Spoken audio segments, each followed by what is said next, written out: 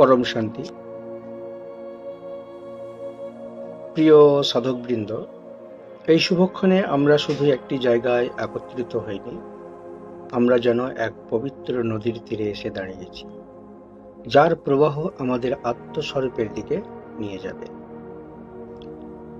আমাদের লক্ষ্য এক, মুক্তি, অখণ্ড আনন্দ এবং সেই পূর্ণতা, যে পূর্ণতার সন্ধানে মানবতা যুগ থেকে যুগান্তর পথ হেঁটেই চলেছে।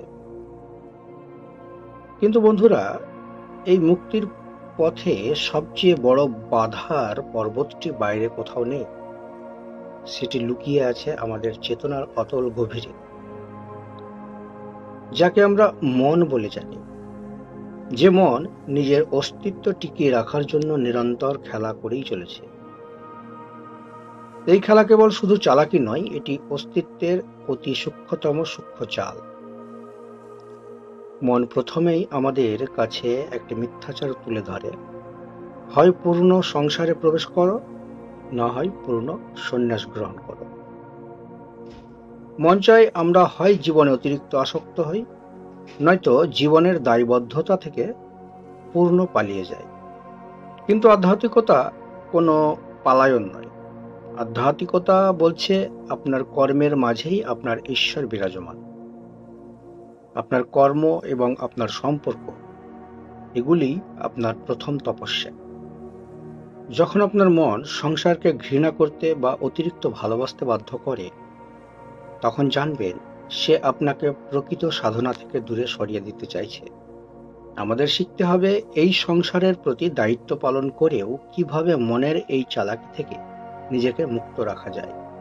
মন কোনো শত্রু নয়। মন হলো চিন্তা, স্মৃতি, অনুভূতি, ভয়, অভ্যাস, এগুলোর একটি সমষ্টি মাত্র। যদি আরো একটু গভীরভাবে মনের স্বরূপ বুঝতে চাই, তাহলে বলতেই হয় বাসনা ও সংস্কারের অবিচ্ছিন্ন জাল। মন একটি স্মৃতির ঝুড়ি তো বটেই, তার সঙ্গে এটি জন্ম জন্মান্তরের সংস্কার ও বাসনার এক বিশাল সমুদ্র। প্রতিটি রাগ, প্রতিটি ভয়, প্রতিটি তীব্র আকাঙ্ক্ষা, এগুলি আমাদের চেতনার গভীরে সূক্ষ্ম ছাপ ফেলে। এই ছাপগুলি বীজরূপে আমাদের মনের গভীরে সুপ্ত থাকে এবং সুযোগ পেলেই বাসনা রূপে মাথা চাড়া দেয়। আবার মনকে একটি প্রকৃতির যন্ত্র হিসেবে বিবেচিত করা যেতে পারে। আপনার মনকে আপনার ব্যক্তিগত সম্পত্তি ভাববেন না। মন প্রকৃতির একটি যন্ত্র, যা অতীতের কর্মফল এবং সেই কর্মফল দ্বারা পরিচালিত। যোগ দর্শনে বলা হয়েছে, যোগ হলো মনের বৃত্তিকে নিরুদ্ধ করা। যতক্ষণ আপনি মনের এই তরঙ্গগুলিকে আমার বলে গ্রহণ করছেন, ততক্ষণ এই সংসারে যতক্ষণ আপনি মনের এই তরঙ্গগুলিকে আমার বলে গ্রহণ করছেন, ততক্ষণ এই সংস্কারের বোঝা আপনার উপর থেকে কখনোই নামবে না। যেমন ধরুন, আপনি একটি পুরনো বাড়িতে এসে উঠেছেন বসতির জন্য। সেই বাড়িটির প্রতিটি দেওয়ালে আনাচে কানাচে পুরনো দাগ, ছবি, রং, অতীতে যা কিছু ছিল সমস্তই লেগে রয়েছে। ঠিক আপনার মনটিও হলো সেই পুরনো বাড়ির মতো। আপনি এসেছেন নতুন হয়ে, কিন্তু আপনাকে পুরনো দাগগুলির মধ্যেই বসবাস করতে হচ্ছে। আর সাধনা হলো সেই দেওয়ালের দাগগুলি পরিষ্কার করা। আপনি দাগগুলি নিয়ে অভিযোগ না করে শুধু সেগুলিকে দেখতে শুরু করছেন। তাই যখনই কোনো তীব্র আবেগ বা চিন্তা আসবে, যা আপনার অতীতের সংস্কার থেকে উৎপন্ন, তৎক্ষণাৎ আপনার মনোযোগ নাভির কাছে নিয়ে আসুন। 4 সেকেন্ড শ্বাস নিন, নেওয়ার পর 4 সেকেন্ড ধরে রাখুন এবং 6 সেকেন্ডে ধীরে ধীরে ছাড়ুন। এই সহজ প্রক্রিয়াটি আপনার মনকে তার আবেগের রোলার কোস্টার থেকে নামিয়ে এনে বর্তমানে বাস্তবে ফিরিয়ে আনবে। এটি কেবল একটি ব্যায়াম নয়, আপনার মনের সংস্কারের গতিরোধ করার প্রথম হাতিয়ার বলতে পারেন। তারপরে আমাদের যেটি বুঝতে হবে, মনের চালাকি ও মায়ার খেলা বা দ্বৈততা ও কল্পনার মূল। মনের প্রথম ও সবচেয়ে বিপজ্জনক চালাকি হলো মায়া বা দ্বৈততার সৃষ্টি। মায়া হলো সেই শক্তি যা আপনাকে এক থেকে বহুত্বে বিশ্বাস করায়। আর মন চাই আপনি হয় ভালো দিকে দৌড়ান, নয়তো খারাপ থেকে পালিয়ে যান। এই সুখ দুঃখের কম্পন আপনাকে স্থির হতে দেয় না। মন আপনাকে বোঝাতে চায় যে আপনি অসম্পূর্ণ, আপনার আরো প্রয়োজন আছে। যেমন যখন আপনি কোনো সাধককে দেখেন, তখন মন সঙ্গে সঙ্গে আপনাকে তার সঙ্গে তুলনা করে। সে কত উন্নত আর আমি কত পিছিয়ে। এই তুলনার বিচারই হলো দ্বৈততা। মন ভুলে যায় যে প্রতিটি ফুলের ফোটার সময় কিন্তু আলাদা। এক সাধক, যিনি সারা জীবন বিশ্বাস করতেন যে পাহাড়ের চূড়ায় একটি বিশেষ স্থানে স্বর্গ লুকিয়ে আছে, তিনি বহু বছর ধরে কষ্ট করে খাদ্য জল ছাড়াই সেই দুর্গম চূড়ায় পৌঁছালেন। যখন তিনি শেষ পর্যন্ত পৌঁছালেন, তখন দেখলেন সেখানে কেবল রুক্ষ কঠোর পাথর আর ঠান্ডা বাতাস। আর ঠিক তখনই তার অন্তরাত্মা থেকে একটি বার্তা এলো, মূর্খ, যাকে তুমি খুঁজে বেড়াচ্ছ সে তোমার হৃদয়েই ছিল। তুমি যা কিছু কল্পনা করেছিলে তা তোমার ভেতরেরই প্রতিচ্ছবি মাত্র। মনের কল্পনাগুলি আসলে ভবিষ্যতের মিথ্যা প্রতিশ্রুতি। আপনি আজ শান্ত থাকতে পারছেন না, কিন্তু মন প্রতিশ্রুতি দিচ্ছে, যদি তুমি এই মন্ত্রটি জপো তবে 6 মাস পরে শান্ত থাকবে। সাধক হিসেবে আমাদের কাজ হলো সেই 6 মাসের প্রতিশ্রুতিতে বিশ্বাস না করে এই মুহূর্তে শান্তিতে স্থির হওয়া। একটি কথা স্মরণে রাখবেন, আপনার মন যখনই কল্পনার জগৎ তৈরি করবে, ঠিক সেই মুহূর্তে আপনি আপনার পায়ে, হাতে, আপনি যতটা পারবেন আপনার শরীরের অঙ্গ প্রত্যঙ্গে চেতনায় ফিরে আসুন। প্রতিদিন জেগে উঠেই নিজেকে বলুন, আজ আমি কেবল শুধুই বাস্তবতাকে গ্রহণ করব। কোনো মানুষকে না খারাপ না ভালো বা কোনো ঘটনাকে অশুভ বলে বিবেচনা করব না, শুধু দেখব। আর বিচার যখন বন্ধ হয়, তখন দ্বৈততার মৃত্যু ঘটে। এই নীরব বিচারতাই আপনার মনকে কল্পনার জগৎ নির্মাণ থেকে বিরত রাখবে। আসলে মন এতটাই ধূর্ত, চালাক, কিভাবে, কখন, কোন সুযোগে আপনার মধ্যে অহংকে জাগিয়ে তুলবে টেরও পাবেন না।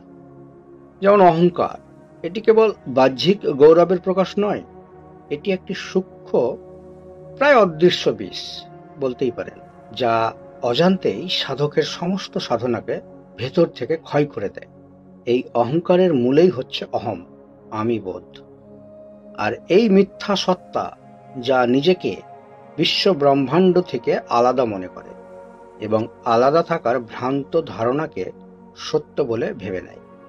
আর এখানেই মনের সবচেয়ে বড় চালাকি। সে সাধককে প্রথমে দেখায়, তুমি শুধু এই শরীর নও, তুমি মহত্ব, তুমি উচ্চ।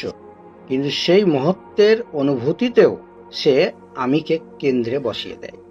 এভাবেই সূক্ষ্মতম আধ্যাত্মিক অহংকার জন্ম নেয়, যেখানে মনে হয় আমি জ্ঞানী, আমি ধার্মিক, আমি উচ্চ স্তরের সাধক।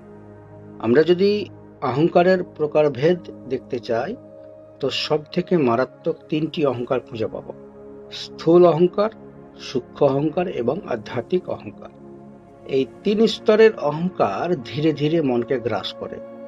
স্থূল অহংকার হলো বাহ্যিক গর্ব, শ্রেষ্ঠত্ব, প্রশংসা বা লালসা। আর সূক্ষ্ম অহংকার হলো জ্ঞান, নীতি, নৈতিকতা, ভক্তি, এসবের মাধ্যমে নিজেকে বিশেষ ভাবা। আর সবচেয়ে ভয়ঙ্কর এবং বিনাশকারী হলো আধ্যাত্মিক অহংকার। আমি উপলব্ধিকারী, আমি আলোক প্রাপ্তির পথে বা এনলাইটেনমেন্ট, আমি অন্যদের চেয়ে উচ্চ। এই সুপ্ত এবং গুপ্ত অহম, এই 3টি স্তর ভেদ করে সত্যিকারের মুক্তি আসে নিষ্কাম কর্মের মাধ্যমে, যেখানে কাজ আছে কিন্তু আমি করছি এই বোধ নেই, যেখানে সাধনা আছে কিন্তু সাধক নেই, যেখানে সেবা আছে কিন্তু সেবার বিনিময়ে মান সম্মানের প্রত্যাশা নেই। নিষ্কাম কর্মই অহংকারের জাল ছিঁড়ে দেয় এবং সত্য উপলব্ধিকে আহ্বান করে। যেখানে আমি মুছে যাই, শুধু থাকে চৈতন্যের অবিরাম প্রবাহ। মন আপনার সঙ্গে চালাকি করবে, মন আপনাকে সন্দেহে রাখবে এবং আপনাকে অস্থিরতায় উত্থাল পাথাল করবে। কারণ এই তিনটি হলো মনের জন্য সবচেয়ে শক্তিশালী নিরাপত্তা প্রহরী। মন জানে আপনি যদি সত্যের দিকে এগোতে থাকেন, যদি স্থির হতে শুরু করেন, তবে তার প্রভাব কমে যাবে। তাই মন কখনোই আপনাকে স্থির হতে দেবে না, কেননা স্থিরতা মানেই তো মনের মৃত্যু। ফলে রেজাল্ট না পাওয়ার অস্থিরতায় মন আপনাকে বারবার পথ পরিবর্তন করতে বলবে, গুরু পরিবর্তন করতে বলবে, বলবে সাধনা বদলাও। আর এই চক্রে অধিকাংশ সাধক আটকে যায়। এটাই আধ্যাত্মিক পথের সবচেয়ে সাধারণ পতন। একজন কাঠুরে জঙ্গলে কাঠ কাটতে গেল। প্রথম কুড়োল দিয়ে কিছুক্ষণ কাঠ কাটলো, দেখলো কাটছে না, ভাবলো কুড়োলের দোষ। সে দ্বিতীয় কুড়াল নিয়ে এলো, সেটিও কিছুক্ষণ পরে ছেড়ে দিল। এভাবে সারাদিন সে কুড়াল পাল্টাতেই ব্যস্ত থাকলো, কিন্তু একটিও গাছ কাটতে পারল না। আবার তার পাশাপাশি আরেক কাঠুরে ছিল, তার কুড়ালটি একটু ভোঁতা হলেও সে একই কুড়াল নিয়ে মনোযোগ সহকারে কাজ করছিল। দিনের শেষে দেখলো সে অনেক কাঠ কেটে ফেলেছে। একটা কথা স্মরণে রাখবেন, যে কাঠুরে বারবার কুড়াল বদলায় সে শুধু বাইরের পথ পাল্টায়, কিন্তু ভেতরের অস্থিরতা একটিও পাল্টায় না। কারণ কাঠুরের মনে সন্দেহ জেগেছে। সন্দেহ হলো একটি ভয়ঙ্কর বীজ। তাকে মুখোশ দিয়ে ঢেকে রাখা যায়, কিন্তু সে ভেতরে ভেতরে বাড়তেই থাকে। তাই সন্দেহ এলে তাকে দমন করবেন না, পরীক্ষা করুন। নিজেকে জিজ্ঞাসা করুন, কে সন্দেহে আছে? এই সন্দেহ কি যুক্তিসঙ্গত, না এটি কেবল অতীতের ভয়ের পুনরাবৃত্তি? আর এই ধরনের আত্মবিচারের আলোতেই সন্দেহের অন্ধকার ধীরে ধীরে মিলিয়ে যায়। সন্দেহকে দমন করলে সে আবার ফিরে আসে, কিন্তু গভীর বিবেকের আলোতে সন্দেহকে যদি দেখতে পারেন, তাহলে সন্দেহ নিজেই নীরব হয়ে যাবে। তাছাড়া অস্থিরতা দূর করার সবচেয়ে শক্তিশালী পথ হল সদ্গুরুর সান্নিধ্য। যিনি নিজে স্থির, তার উপস্থিতিতেই আপনার মন স্থির হতে সাহস পায়। যেখানে সত্যের ধ্বনি শোনা যায়, সেই সৎসঙ্গ মনকে বারবার কেন্দ্রে ফিরিয়ে আনে। প্রতিদিন অন্তত 15 মিনিট নিজের বেছে নেওয়া সাধনার প্রতি সম্পূর্ণ বিশ্বাস রেখে পুনরাবৃত্তি করুন। এটি কেবল নিয়মানুবর্তিতা নয়, এটি আপনার প্রতি আপনার চেতনার গভীর অঙ্গীকার। আপনি যতবার পথ বদলান, মন ততই শক্তিশালী হয়। আপনি যতবার স্থির থাকেন, মন তত নত হয়। তো বন্ধুরা, আমরা আজ মনের সূক্ষ্ম থেকে সূক্ষ্মতর চালাকিগুলি দেখলাম এবং তার প্রতিকারের পথ আলোচনা করলাম। মনকে দমন নয়, মনকে জানাই হচ্ছে মুক্তি। মনকে মুক্ত করতে হলে সংস্কার ও বাসনা থেকে নিজেকে পৃথক করুন। আর অহংকারকে ভাঙতে হলে নিষ্কাম কর্ম ও বিনয় অবলম্বন করুন। সন্দেহ যদি দূর করতে চান, তাহলে আত্মবিচার ও নিষ্ঠা বাড়ান। আপনার সাধনার মূল লক্ষ্য হল সজাগ পর্যবেক্ষণ।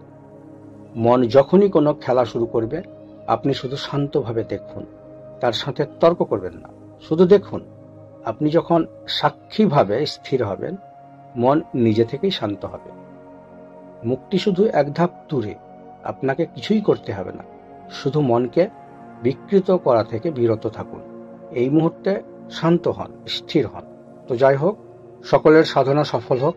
এই পরম সত্য আমাদের জীবনে শান্তি ও আলো নিয়ে আসুক। আজকের সৎসঙ্গ এখানেই শেষ করলাম। ভালো থাকবেন আপনারা। আমার আন্তরিক কামনা, মুক্ত হোক সমগ্র সৃষ্টি, স্থির হোক সকল মন, পরম শান্তির স্রোতে প্রবাহিত হোক সমগ্র মানবের হৃদয় স্থান। পরম শান্তি।